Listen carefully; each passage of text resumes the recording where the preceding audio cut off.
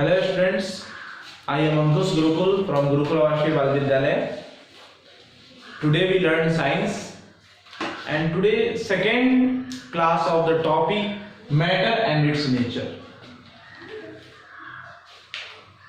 आज हम सभी विज्ञान पढ़ने जा रहे हैं और विज्ञान का आज मैं दूसरा क्लास ले रहा हूँ इस टॉपिक पे मैटर एंड इट्स नेचर पे, जो कि वर्ग 6 के बच्चों के लिए तो काफी उपयोगी है और बाकी वर्ग 9 और वर्ग 6 से नीचे के भी बच्चे इसे देखकर आसानी से पढ़ सकते। यदि आप इस वीडियो को पहली बार देख रहे हैं तो मैंने डिस्क्रिप्शन में इसका वीडियो लिंक भेजा है, आप उसे फर्स्ट वीडियो को देखकर तभी से देखिए। ठीक है, मैं बिना समय को बर्बाद किए स्टार्ट करता हूँ क्लासेस।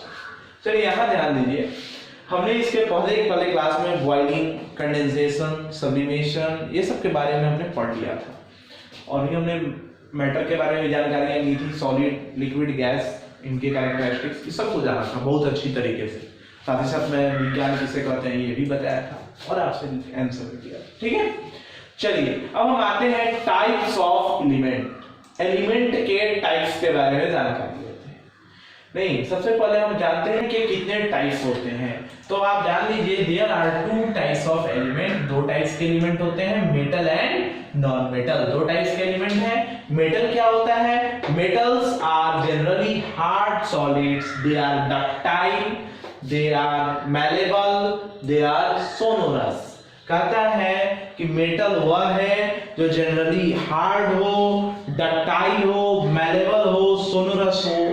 डक्टाइल का मतलब हुआ, डक्टाइल, मैलेबल, सोनोरस का मतलब हुआ जिसे पीटने पर वो भंगुर ना हो जाए, टूट कर चकनाचूर ना हो जाए, चिपटा हो जाए। जैसे हम लोहा को पीटते हैं तो चिपटा हो जाएगा लेकिन टूट कर बिखरेगा नहीं, है कि नहीं? तो ये नेचर हुआ। दूसरा हुआ कि उसको मारने पर आवाज आती हो, जैसे आप लोहा को मारते हैं टन टन आवाज आती है, तो ये एक इसका दूसरा हुआ कि इसमें चमक होती है, ब्राइट होता है, चमकीला होता है। तो ये सब मेटल को पहचानने का तरीका है। ठीक है, आगे आता है non metals. Non metals exist in all 3 states.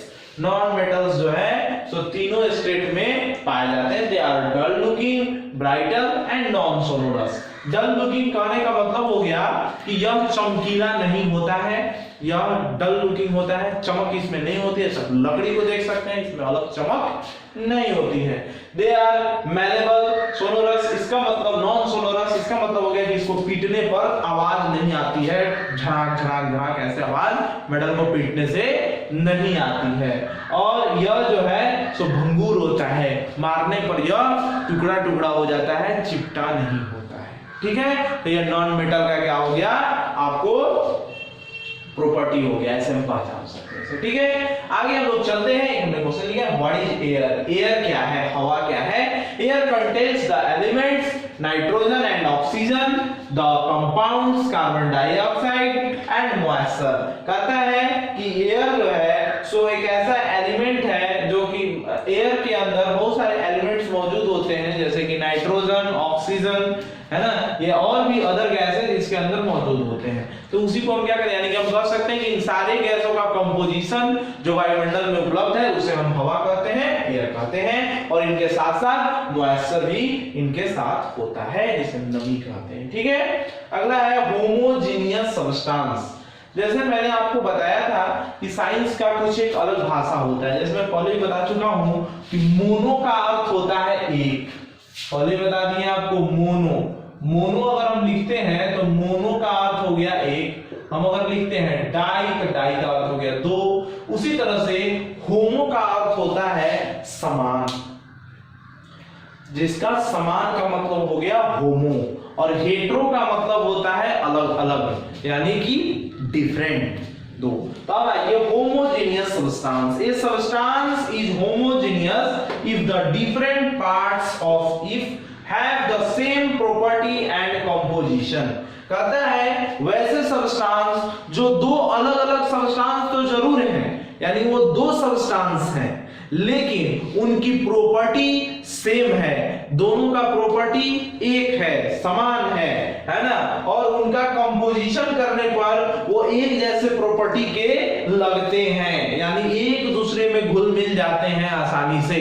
तो वैसे सब्सटेंस को हम क्या कहते हैं? होमोजेनियस सब्सटेंस कहते हैं। आगे आप होमोजेनियस सॉल्यूशन भी पढ़िएगा, हेटेरोजेनियस सॉल्यूशन भी पढ़िएगा, सैचुरेट, नॉन सैचुरेट, बहुत सारी चीजें साइंस में पढ़ने वाले हैं। साइंस जो है ज्ञान का भंडार है, आप इसको जितना लीजिए उतना कम है, ठीक है। तो फिर हम आगे बढ़ते हैं।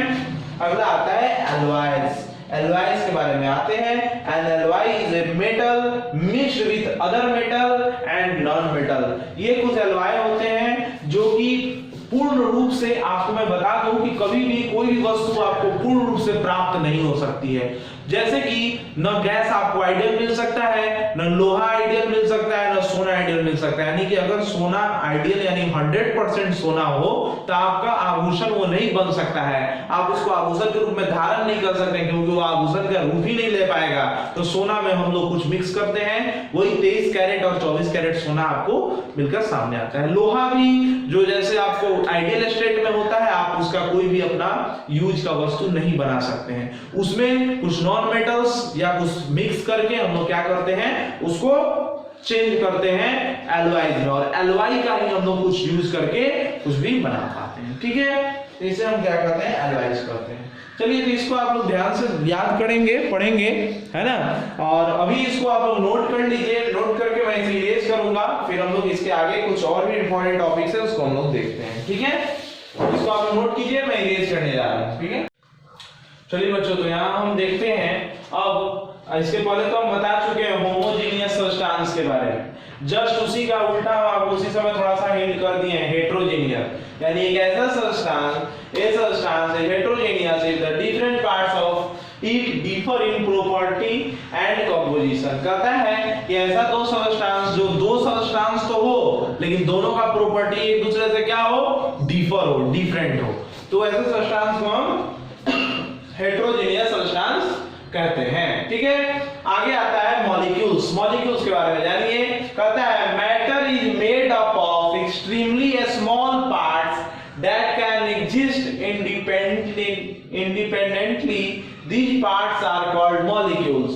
कहता है कि मैटर एक ऐसा मॉलिक्यूल्स जो है सो छोटे छोटे पार्ट से मिलकर बना होता है, उस इंडिपेंडेंट पार्ट को हम क्या कहते हैं? मॉलिक्यूल्स कहते हैं। अगर ये एटम है तो ये एटम है, तो ये जो छोटे छोटे पार्ट से मिलकर बना है ये क्या है? मॉलिक्यूल्स है, ठीक है। तो इस पर आपको ध्यान देना है। मॉलिक्यूल्स क्या है? छोटे छोटे इंडिपेंडेंट पार्ट से बनकर क्या बनता है? मैटर बनता है, मॉलिक्यूल्स के छोटे छोटे इंडिपेंडेंट पार्ट से, ठीक है।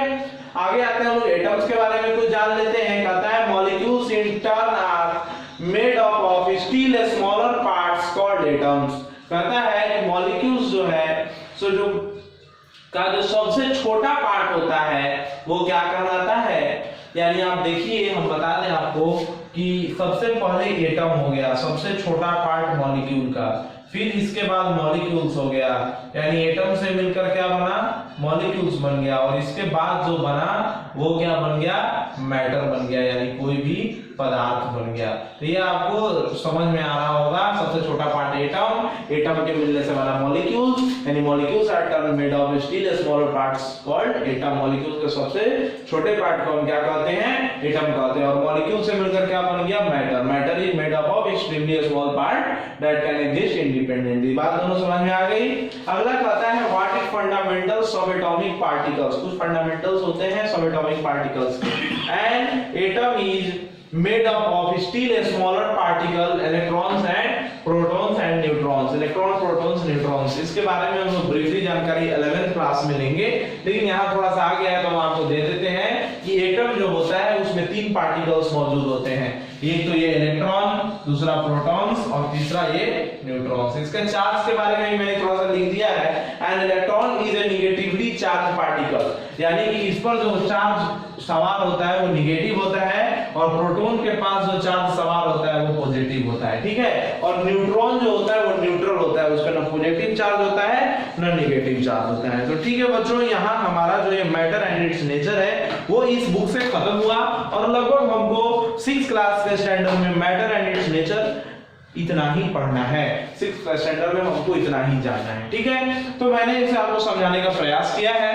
अगर आपको अच्छे से मैटर एंड इट्स नेचर समझ में आया हो तो आप वीडियो को जरूर लाइक कीजिए और अपने फ्रेंड्स तक शेयर कीजिए। कम से कम 10 फ्रेंड को शेयर कीजिए, पढ़ने वाले, मतलब ऐसे फ्रेंड्स नहीं जो कि बेवकूफ हो, पढ़ना नहीं चाहते, उनको नहीं, 10 ऐसे संबंधी जो आपके घर परिवार में रहते हो और आपको पढ़ने वाला स्टूडेंट समझते हो, आपको लगता हो, उनको लगता हो कि आप अच्छा पढ़ते हैं, तो उन तक आप जरूर भेजिए, जो आप समझ सकेंगे कि आप अपना टाइम इस लॉकडाउन में भी पढ़ने पर स्पेंड कर रहे हैं और वो भी इसका लाभ ले पाएंगे। ठीक है, तो अब हम लोग यहाँ देखते हैं, इसको हमारा खत्म हो गया, लेकिन आपके एक्सरसाइज भी दिए गए हैं, तो इसके एक्सरसाइज का मैं पीडीएफ जो भी क्वेश्चन आंसर का है मैं यहाँ आपको डिस्क्रिप्शन बॉक्स में डाल देता हूँ। ठीक है, और साथ ही साथ व्हाट्सएप ग्रुप में भी मैं सेंड कर दूंगा इसका एक्सरसाइज का पीडीएफ, तो उसको आपको खूबसूरत अक्षरों में फेयर कॉपी में लिखना है और उसको व्हाट्सएप ग्रुप के जरिए हम तक सेंड करना है।